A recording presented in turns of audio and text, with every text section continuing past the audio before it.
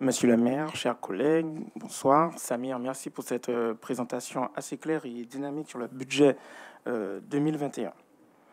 Dans cet exercice délicat, qui se trouve être le fruit du travail collectif d'ajustement successif, le fonds rejoint la forme et ouvre le champ des possibles et nous permet de nous projeter au-delà de la crise sanitaire tout en appréhendant ses conséquences humaines à court et moyen terme. Bien sûr, nous déplorons naturellement la consécration de l'évaluation, mais totalement hors sol, faite par l'État qui nous prive de la DGF et ainsi paradoxalement, la hausse de la DSU. Parallèlement à cela, nous constatons une légère baisse temporaire de la péréquation qui ne parvient absolument pas à masquer la nécessité de la refonte de ce système. Toutefois, dans ce contexte, mais totalement hors norme, nous parvenons quand même, avec un budget de fonctionnement en hausse de 0,8% et un budget d'investissement de 11%, à augmenter nos capacités d'épargne et ainsi, mécaniquement, à réduire notre capacité de désendettement. Et tout cela grâce à nos efforts. Nous maintenons ainsi un cap qui dépasse mais totalement le clivage artificiel relayé dans la presse, qui tracerait un axe entre les villes, les collectivités dites dépensières et les collectivités dites frugales économiques. Nous démontrons ainsi notre capacité à transcrire nos valeurs de solidarité et nos engagements écologiques pour ce mandat. Ces valeurs de solidarité ont trouvé un terrain d'expression utile, non seulement dans la gestion prévisionnelle de cette crise qui dure et dure et dure, mais aussi dans la poursuite pour 2021 du déploiement des boucliers de protection à l'attention des plus démunis d'entre nous, heureusement.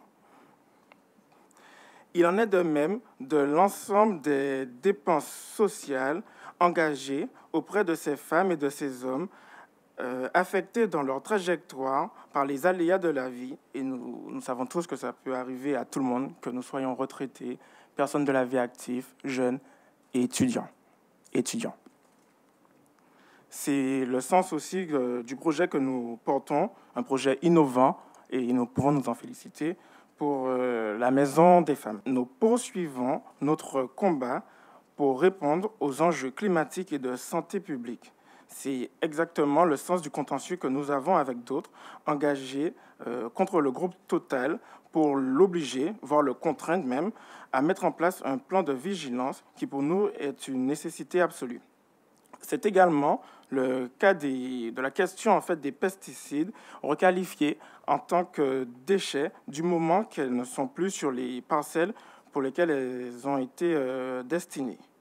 Cela est dû à une inventivité réglementaire fondée sur une expertise technique et dynamique d'un collectif de maires engagés qui nous conduit à protéger nos habitants.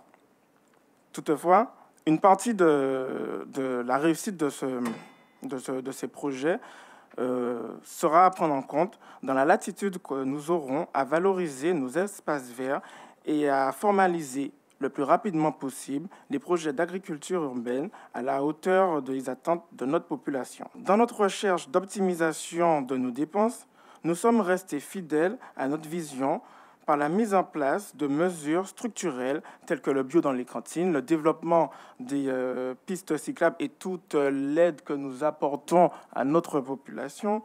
C'est aussi le cas pour le permis de végétaliser, qui pour nous ne sont pas des coûts, mais des investissements précieux pour notre avenir, excluant ainsi, a priori, tout coût de rabot injustifié. Certains de nos engagements de campagne sont accompagnés de mesures pédagogiques pour impulser durablement, je l'espère, de nouvelles habitudes. Et à ce titre, nous ne pouvons que nous féliciter de la multiplication par 5 du poste éduqué et sensibilisé à l'environnement. Toutefois, nous espérons que la réduction des déchets sera abordée de front pour que toutes les solutions soient explorées, voire expérimentées, et cela en s'appuyant sur le savoir-faire des associations expertes dans le domaine. Au cœur de ces temps d'échange, il nous sera essentiel de véhiculer d'importantes notions de solidarité, de participation citoyenne et de se réapproprier le lien à la terre.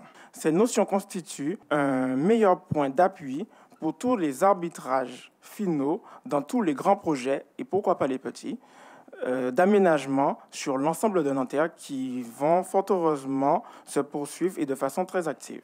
Notre ligne directrice est cette équation si ambitieuse qu'au cœur de la métropole du Grand Paris, tout un chacun, nous puissions avoir un logement digne avec des espaces verts et des commerces de proximité, et cela en dehors des logiques de prédation du marché. Nous le savons, c'est un pari de tous les instants que nous sommes fiers de relever en y apportant bien évidemment notre sensibilité et nos compétences, et cela dans tous les débats transversaux, incluant les problématiques de sécurité et de lutte contre les incivilités, conformément aux engagements de cette majorité. Sur ce point d'ailleurs, nous soulignons le courage, la pugnacité, l'engagement de cette majorité auquel nous appartenons pour recruter, former, fidéliser des policiers municipaux ainsi que la recherche d'un consensus sur toutes les solutions technologiques adaptées aux enjeux auxquels nous sommes confrontés. Bien évidemment, aucun de ces projets ne pourra être mené sans l'implication des agents de la collectivité. Dans ce cadre, les réformes du temps de travail et la mise en place du RIF7 seront essentielles. Il sera essentiel de porter aux agents des réponses équitables et individualisées sur leur parcours professionnel. Nous tenons néanmoins le bon déroulé du dialogue social qui s'est engagé, notamment avec la stratégie de pilotage pluriannuel des ressources humaines qui permettra de valoriser les parcours de chaque agent. Mais au-delà de ces considérations thématiques, il faudra prendre en compte tous les canaux qui nous permettront de répondre concrètement aux souffrances manifestes, mais aussi aux souffrances invisibles. Et là, je veux parler de la situation de nos étudiants, et nous savons tous qu'est-ce qu'elle est, des femmes et des enfants victimes de violences, de la discrimination des personnes dites LGBTQI+, des seniors, des personnes handicapées. En parallèle de cela, et plus que jamais, nous devons contribuer à nourrir et à structurer les désirs les plus impromptus afin qu'aucun d'entre nous n'enterre ses rêves.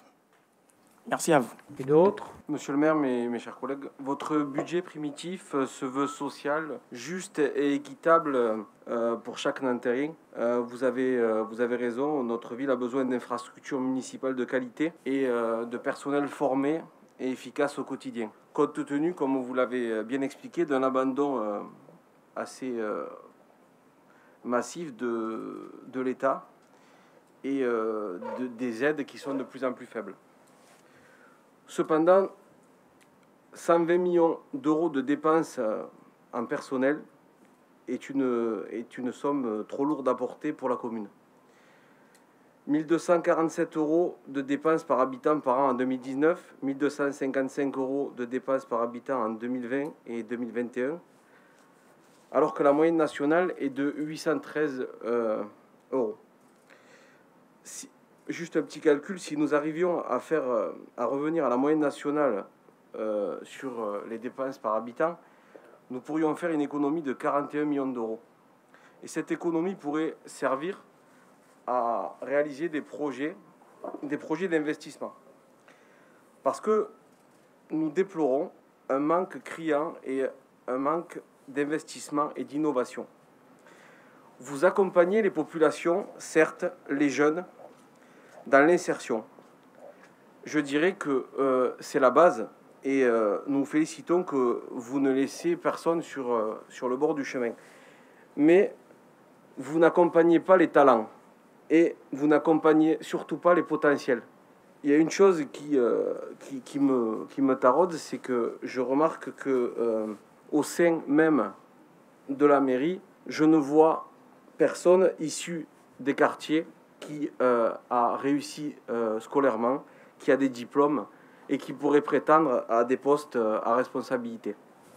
Alors, Didier Debord. Monsieur le maire, mes chers collègues, donc, nous sommes réunis ce soir pour le vote du budget après le débat des orientations budgétaires que nous avons eu il y a quelques semaines. Et si je devais qualifier ce budget, je le qualifierais de budget de combat, tant on a vu les difficultés à le construire. Tout d'abord, un budget de combat parce que le contexte dans lequel nous évoluons est exceptionnel. On l'évoquait tout à l'heure et on était interpellé au sujet de la crise sanitaire. Notre collectivité est fortement mise à contribution pour protéger les plus fragiles d'entre nous. Et on voit que c'est une tâche difficile au regard des choix et des politiques portés au plan national. Néanmoins, la majorité a répondu présent avec un soutien appuyé aux Nanterriennes et aux Nantériens tout au long de l'année 2020. Et un soutien aussi très fort a été apporté aux agents de la collectivité territoriale, quel que soit d'ailleurs leur service, même si on a tendance à citer le personnel dans les écoles, les personnels de santé, mais au-delà de ces personnels, je pense à l'ensemble des agents de la collectivité qui se sont mobilisés et qui sont toujours très mobilisés. Et quand j'entends que notre collectivité aurait trop de personnel, je suis désolé de ces propos. Je l'ai déjà dit dans cette enceinte, nous sommes fiers, notre groupe est fier d'avoir un service public communal fort qui a su démontrer toute sa pertinence à l'occasion de la crise que nous avons vécue. En 2021, nous allons poursuivre nos efforts de solidarité, en particulier à destination de nos concitoyennes et nos concitoyens les plus durement et injustement éprouvés. Et nous allons essayer de les accompagner de manière à ce que nous puissions collectivement sortir de cette crise plus fort et plus résilient. Donc c'est un budget de combat, ou plutôt de détermination, qui va se traduire cette année par des actions fortes et concrètes. Je ne citerai pas toutes celles qui sont présentées, mais on a quand même quelques chiffres qui parlent un peu d'eux-mêmes. 1 million consacré aux solidarités, ce n'est pas rien. On a pensé, et ça a été dit tout à l'heure, à la construction du nouveau centre de santé, alors que ce n'est pas une compétence obligatoire de la collectivité.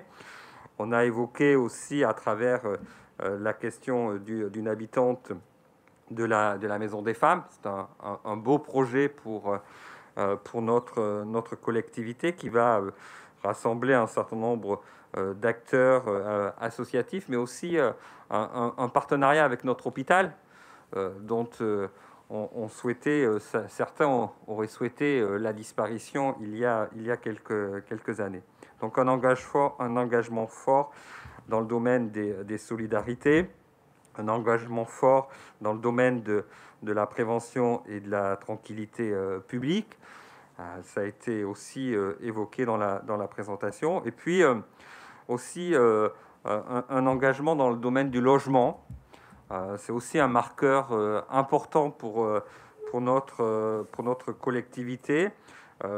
L'accompagnement et le soutien au logement social, mais aussi nos actions pour combattre l'habitat dégradé, l'habitat indigne, et donc aussi accompagner les copropriétaires, les copropriétés privées. Bien sûr, l'éducation, le premier poste de dépense de notre collectivité, avec la poursuite de rénovation de groupes scolaires, Maxime Gorki par exemple, mais aussi la construction de la première école dans le futur quartier des Groux. On sait que c'est une opération complexe qui a besoin et qui a le soutien de la collectivité. Et donc, des actions fortes, et puis aussi, ça a été évoqué, nos actions dans le domaine de l'espace public, qui est aussi important. Du coup, la stratégie budgétaire nous rappelle une chose essentielle, et sur laquelle nous devons en permanence progresser, c'est l'investissement pour notre territoire. Nous investissons pour et sur les Nanterriens et les Nanterriennes. Un budget de combat qui se construit dans le cadre du contrat que nous avons passé avec eux, et ça a été aussi rappelé il y a tout juste un an, et qui se construit malgré des marges de manœuvre sans cesse réduites. Alors je ne voudrais pas conclure mon intervention, mon collègue en a parlé tout à l'heure, sans parler du système injuste de la péréquation qui frappe notre ville. Ça a été dit aussi, le système qui avait pour objectif initial de favoriser la solidarité territoriale est un bon principe de cohésion des collectivités sur des territoires. Néanmoins, les modalités de calcul qui ne tiennent pas compte des besoins de la population fait que les habitants de Nanterre, puisqu'au final c'est eux, sont taxés à hauteur de 242 € par habitant. Ça a été indiqué dans la présentation de notre collègue. Ce qui réduit d'autant la capacité de la commune à développer de nouvelles solidarités sur son territoire. On ne peut que le regretter et espérer que les pouvoirs publics entendront les demandes de révision qui sont formulées. C'est dans cet esprit de combat, de détermination que les élus du groupe socialiste et progressiste se prononceront tout naturellement et sans réserve en faveur du budget qui nous est présenté ce soir. Nous considérons que c'est un budget au service des Nanterriennes et des Nanterriens, et nous n'avons aucun doute sur ce point.